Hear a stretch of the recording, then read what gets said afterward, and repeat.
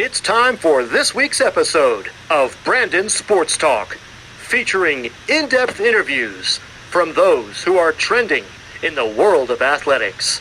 And now, here's the host of Brandon Sports Talk, Brandon Pate.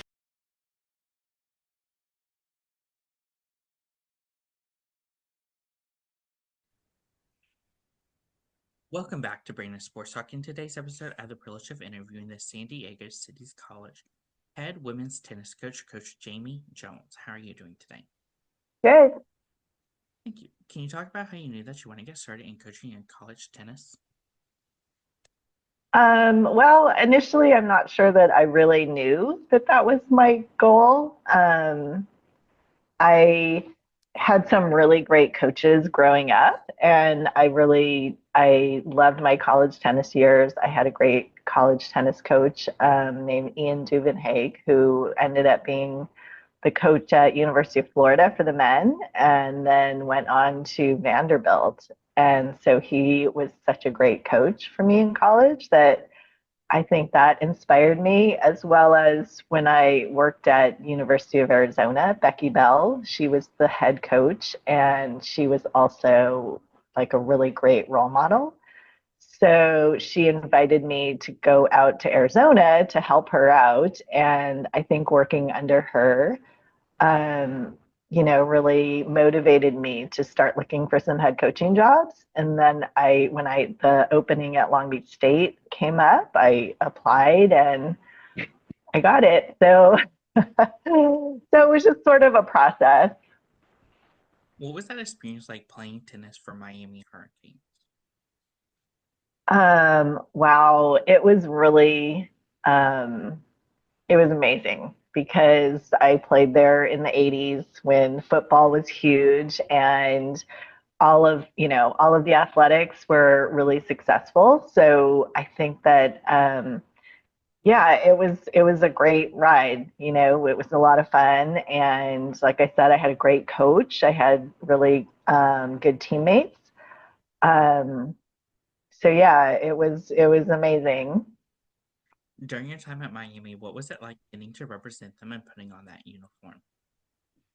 I mean, every time we went out to play a match, it was just an honor to be able to represent Miami. And, we were really proud to do that. And like I said, we competed hard, and we had some really amazing matches. One of the highlights was I played doubles in with a really great player named Ronnie Reese, who's now the coach of University of Michigan. And we got to the finals of NCAAs when I was a sophomore in doubles. And so I earned All American status that year. So that was really exciting. And we got to play against a good friend of mine from junior tennis, Stella Sampras. And we unfortunately ended up losing that match. She was playing for UCLA. We were playing for Miami, but it was just an amazing experience.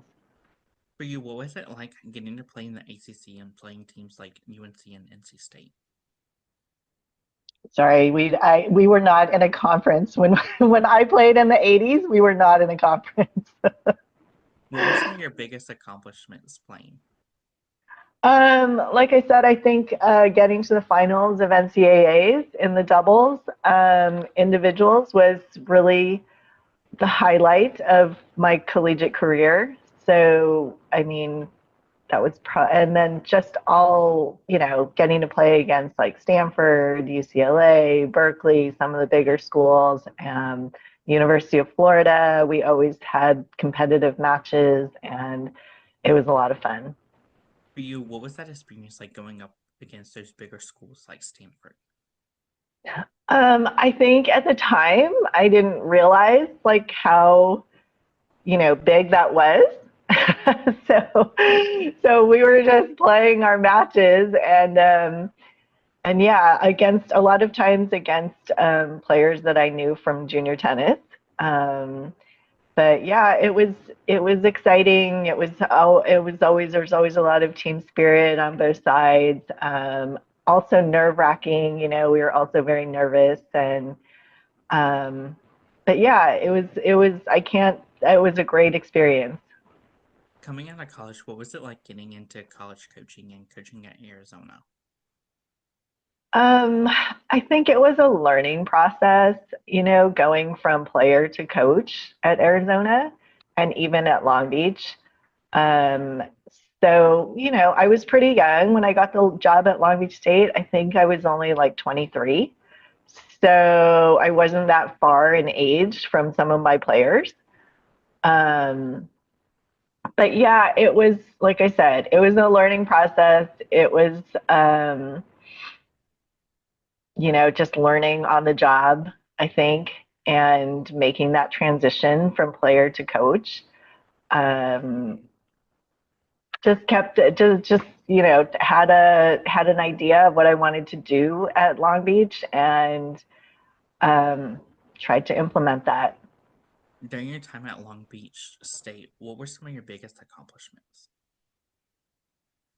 Well, I think my biggest accomplishment it was just sort of changing the way that the team thought, just like because I think going in they were like 4-20 or something. So just being able to flip that, to where we were having a winning record. We were like three in the Big West and just believing that we could be on top of the Big West Conference.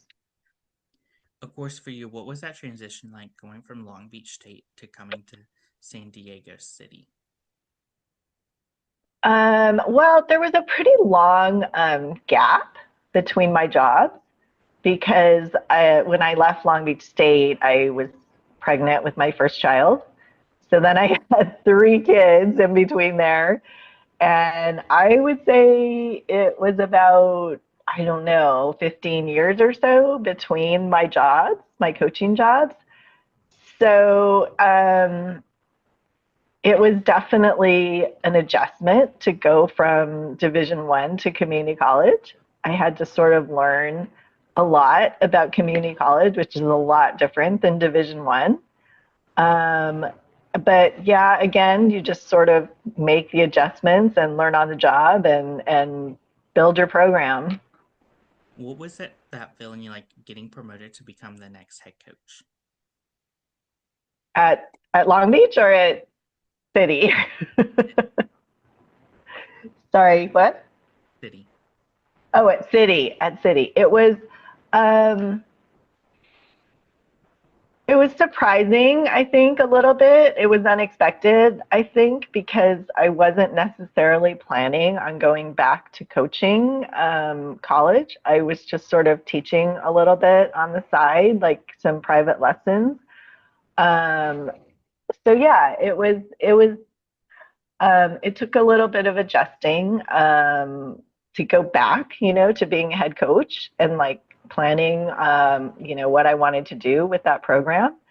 And like I said, I had not coached in community college. I didn't know that much about it. So it was a learning process again.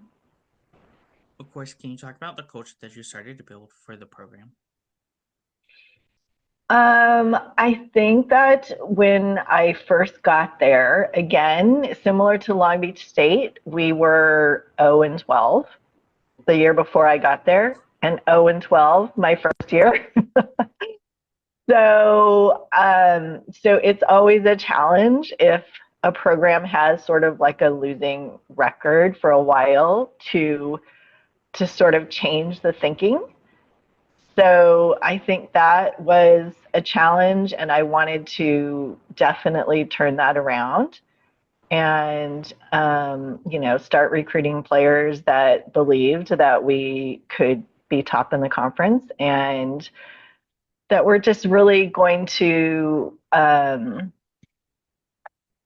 fit with what I believe college tennis teams should be, I guess. Who, who are some of the teams in your conference that you compete against? So our conference is called the Pacific Athletic Conference, Pacific Coast Athletic Conference.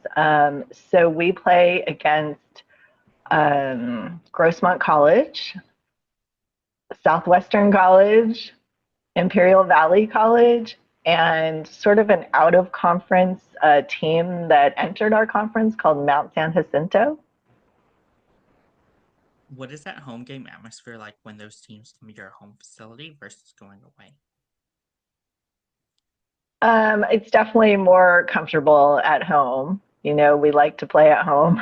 We have our trainers, our support staff that know the girls, and sometimes we have administration that come down and watch us play, and like sometimes the men's team will watch us play. So I think the girls really enjoy having that home atmosphere. Away, of course, always a little bit more difficult, but yeah, we just have to get the job done. We're on the road. What does that recruitment process look like for those prospective student athletes? And as a coach, what do you look at in them? Um, well, I think we just look for, I mean, community college is very locally based. So we're looking for kids that are generally from the San Diego area, looking to go to community college, um, willing to work hard at their tennis, give the commitment to the team, right? And um, yeah, basically good sportsmanship, hardworking, nice kids that are local. As a head coach, what is it like seeing those freshmen putting on that uniform for the last time versus your sophomores putting it on for the first time? So, so it's always great to start our season and get those freshmen sort of into the whole dual match and like sort of competitive match season because we have sort of an on season and an off season. So yeah, it's exciting to see them start their first matches and just see the change that comes over them when they get to like actually put on the uniform and compete in our first dual match. So yeah, really happy for them, and I feel proud of them for that accomplishment.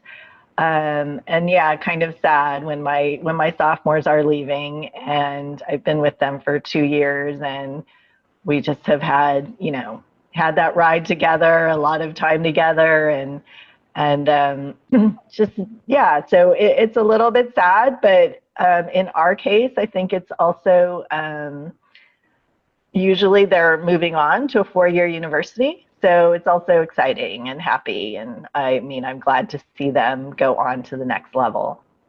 How is that like getting to see them going into coaching after their playing career or getting into professional tennis? Oh, do you mean if they're like going? Not many of our kids go to professional tennis, but if they go into coaching, I take the. I mean, I'm very happy that they're going to get that experience that I've had, and because I just have gotten so much out of it myself. What have been some of the things you've been able to accomplish so far for the program? Well, we've won the PCAC conference the last 2 years, which is a big accomplishment. When I came, I think last year when we won the conference, it was the first time they had won in 24 years. So, and they had only won it one time before. So winning it last year and this year has been a huge accomplishment for us.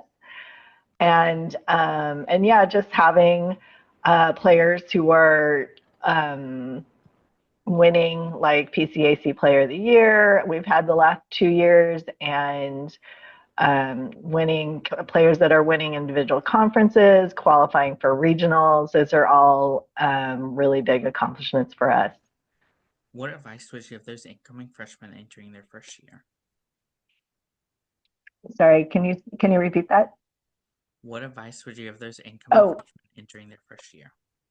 I think just enjoying playing, enjoy your teammates, work hard.